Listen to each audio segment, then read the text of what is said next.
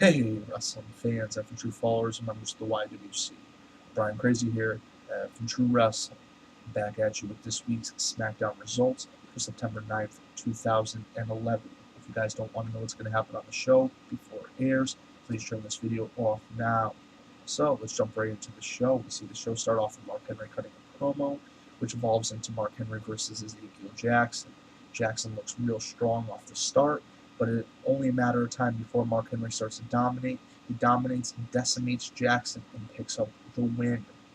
Then we see Sin Cara defeat Tyson Kidd. Backstage, we see Josh Matthews interviewing Sin Cara. He starts the interview saying, "I don't know if you speak English, but we've seen a real aggressive side out of you." Sin Cara responds saying, he showed a lot of respect for the talent when he first got there, but not anymore. Daniel Bryan ends up confronting him backstage, challenging him to a rematch next week, and Cara ends up attacking Daniel Bryan. So then we see a little video package hyping Randy Orton versus Cody Rhodes later in the night, and also hyping Sheamus versus Wade Barrett. Then we see Matt Striker interview Randy Orton backstage. Then we see the WWE Divas Champion Kelly Kelly go against Natalya. Kelly has beat up the majority of the match, but Kelly rolled Natalya up out of a sharpshooter attempt to get a pinfall victory. Christian comes out and complains to Teddy Long that he's not being fair about making the tag match on Monday Night Raw's Super Show, and he wants another shot at Randy Orton and his World Heavyweight title. Sheamus interrupts, telling Christian to quit crying and get out of the ring because he has a match. Christian exits and Wade Barrett comes out to face Sheamus. Sheamus defeats Wade Barrett via disqualification, which when Christian came back out and helped Barrett beat down Sheamus. Prior to Christian returning to ringside, the match was back and forth.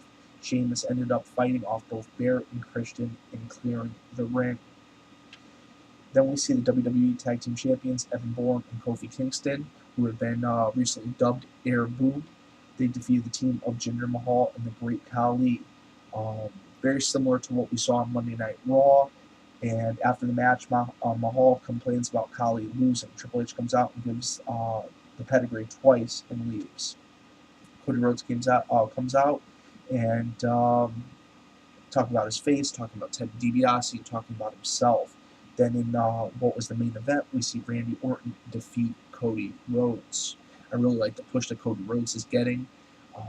I kind of like the dashing character. A lot of people didn't, but it was something different. It was something fresh. It was something new, and I think that's the best thing.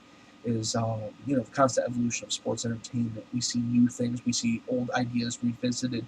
And people say, "Oh, why are they digging up the past?" But you got to think there's only so many angles they can go at. Of course, like any other, series of events in the course of time, mankind, history, whatever have you. The history is doomed to repeat itself. I'm sure you guys have heard that time in and time out. But I do like what they're doing. I really think that they're trying to really build SmackDown. You got to think SmackDown's got a much limited roster compared to last year.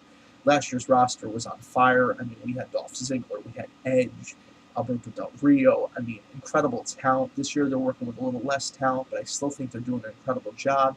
And I think the whole Raw Super Show concept is pretty interesting. I like to get to see the stars of SmackDown on Raw like we got to see before the brand extension in 2002. So it sounds like a pretty good show. Can't wait to see it firsthand. I will bring you guys a review for F and True Wrestling. Brian Crazy. Hope you enjoyed the video and have a great night.